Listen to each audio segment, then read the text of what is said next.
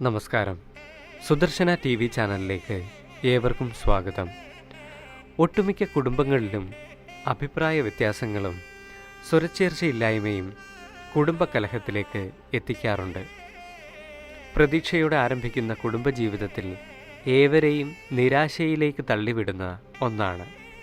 എത്ര പൊരുത്തപ്പെടാൻ ശ്രമിച്ചിട്ടും കലഹങ്ങൾ ഉണ്ടാകുന്നത് ബന്ധങ്ങളിൽ വിള്ളലുണ്ടാകുന്നതിന് കാരണമാകുന്നു. നക്ഷത്രങ്ങൾക്ക് പൊതു സ്വഭാവങ്ങൾ ഏറെയുണ്ട്. ചിലത് നല്ല നക്ഷത്രങ്ങളാണെങ്കിൽ മറ്റു ചിലത് ദോഷം വരുത്തുന്നവയുമാണ്. ഇത് സ്ത്രീകൾക്കും പുരുഷന്മാർക്കും വെവ്വേറെയുമാണ്. നക്ഷത്രഫലം അനുസരിച്ച് ചില പ്രത്യേക നക്ഷത്രങ്ങൾ കുടുംബകലഹം ഉണ്ടാക്കുന്നവരാണ്. ഇത് ഇവരുടെ സ്വഭാവം കാരണമല്ല, നക്ഷത്രത്തിൻ്റെ പ്രത്യേകത കൊണ്ടാണെന്ന് തന്നെ എടുത്തു പറയണം. ഇത്തരം നക്ഷത്രങ്ങൾ വീട്ടിലുണ്ടെങ്കിൽ യാതൊരു കാരണവുമില്ലാതെ കുടുംബത്തിൽ വഴക്കുകൾ ഉണ്ടാകാൻ സാധ്യതയുണ്ട്. കലഹമുണ്ടാക്കാൻ സാധ്യതയില്ലാത്ത കാരണങ്ങൾ പോലും വഴക്കിൽ ചെന്ന് അവസാനിക്കുന്നു. ഇനി കുടുംബകലഹം ഉണ്ടാകാൻ ഇടയുള്ള ചില നക്ഷത്രങ്ങൾ ഏതൊക്കെയാണെന്ന് നോക്കാം. അശ്വതി, ഭരണി, തിരുവാതിര, പൂയം, ചോതി, ചതയം ഈ നക്ഷത്രങ്ങളെല്ലാം ഇതിൽപ്പെടുന്നതാണ്.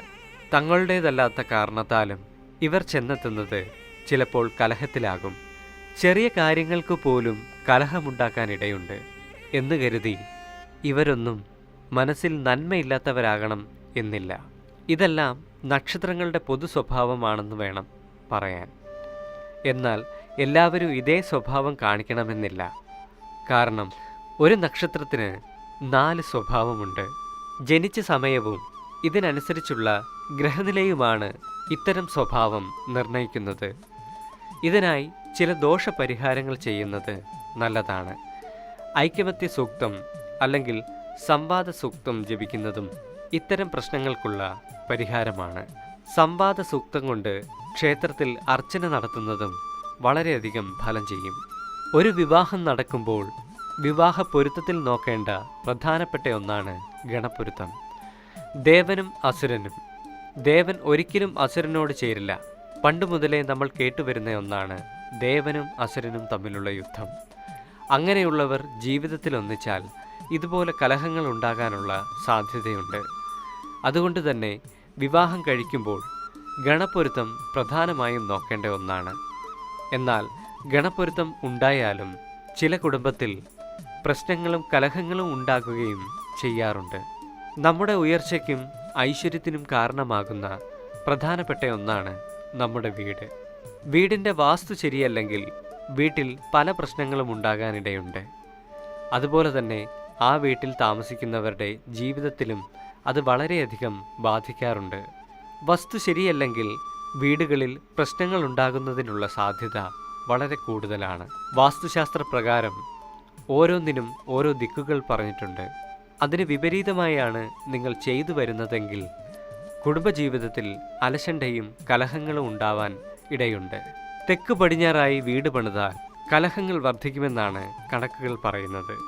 അതുപോലെ തന്നെ തെക്ക് കിഴക്ക് രീതിയിൽ വീട് പണിതാൽ ഭയമാണ് ഫലമെന്നും പറയുന്നു. ഈ കാര്യങ്ങൾ മനസ്സിലാക്കി വേണം ഒരു ഭവനം നിർമ്മിക്കുവാൻ. എന്നാൽ വാസ്തു നോക്കാതെ ചെയ്ത് കലഹങ്ങളിലും പ്രശ്നങ്ങളിലും എത്തിച്ചേരുന്ന ഒരുപാട് ആളുകൾ നമുക്കിടയിലുണ്ട്. ചെറിയ കാര്യങ്ങൾ പോലും നിസ്സാരമായി തള്ളിക്കളയരുത്. വീട്ടിലെ മുറികളുടെ കാര്യത്തിൽ പോലും അതീവ ശ്രദ്ധ കാണിക്കേണ്ട ഒന്നാണ്. ഭാര്യയ്ക്കും ഭർത്താവിനുമായുള്ള ഉത്തമമായ കിടപ്പുമുറിയുടെ സ്ഥാനം തെക്ക് പടിഞ്ഞാറേ ദിക്കിലാണ്. മുറിയുടെ ആകൃതി സമചതുരമോ ദീർഘചതുരമോ ആയിരിക്കാൻ പ്രത്യേകം ശ്രദ്ധിക്കണം. തെക്ക് ദിശയിലേക്ക് തല വെച്ചുറങ്ങുന്നത് വ്യക്തിജീവിതത്തിൽ ശാന്തി നൽകുക തന്നെ ചെയ്യും. കിടക്കുന്ന സമയം കാലുകൾ വാതിലിന് അഭിമുഖമായി വെക്കണം. കട്ടിൽ ഒരിക്കലും 2 വാതിലിനിടയിലായി ക്രമീകരിക്കരുത്. കിടക്കവിരി വെളുപ്പോ മറ്റു ഇളം നിറങ്ങളോ ആയാൽ നന്നായിരിക്കും. അവിവാഹിതരായ ആളുകൾ പിങ്ക് അല്ലെങ്കിൽ ചുവന്ന നിറത്തിലുള്ള കിടക്കവിരി ഉപയോഗിക്കുന്നത് നല്ലതാണ്. വീടിൻ്റെ പ്രധാന വാതിൽ മറ്റൊരു വീടിൻ്റെ പ്രധാന വാതിലിന് അഭിമുഖമായി വരാൻ പാടില്ല. പ്രത്യേകം ശ്രദ്ധിക്കേണ്ട മറ്റൊരു കാര്യമാണ് വീടിൻ്റെ വടക്ക് കിഴക്കേ മൂല. വീടിൻ്റെ ഈ ഭാഗം എപ്പോഴും വൃത്തിയായി സൂക്ഷിക്കേണ്ട ഒന്നാണ്. ഉപയോഗശൂന്യമായ വസ്തുക്കൾ വീടിനുള്ളിൽ സൂക്ഷിക്കരുത്. ടോയ്ലറ്റ്, അടുക്കള, പൂജാമുറി എന്നിവ ഒരിക്കലും അടുത്തടുത്തായി നിർമ്മിക്കരുത്. അതുപോലെ പാഴ്വസ്തുക്കൾ വീടിന് ചുറ്റും കൂട്ടിയിടരുത്. വീട്ടിലുള്ള കുട്ടികൾ പഠന സമയത്ത് വടക്ക് അല്ലെങ്കിൽ കിഴക്ക് ദിക്കിനെ അഭിമുഖീകരിച്ച് വേണം ഇരിക്കാൻ. ഈ പറഞ്ഞ കാര്യങ്ങളെല്ലാം ശ്രദ്ധിച്ചാൽ വീട്ടിലുണ്ടാകുന്ന അലസണ്ടയും കലഹങ്ങളുമെല്ലാം കുറയുന്നതാണ്. നന്ദി.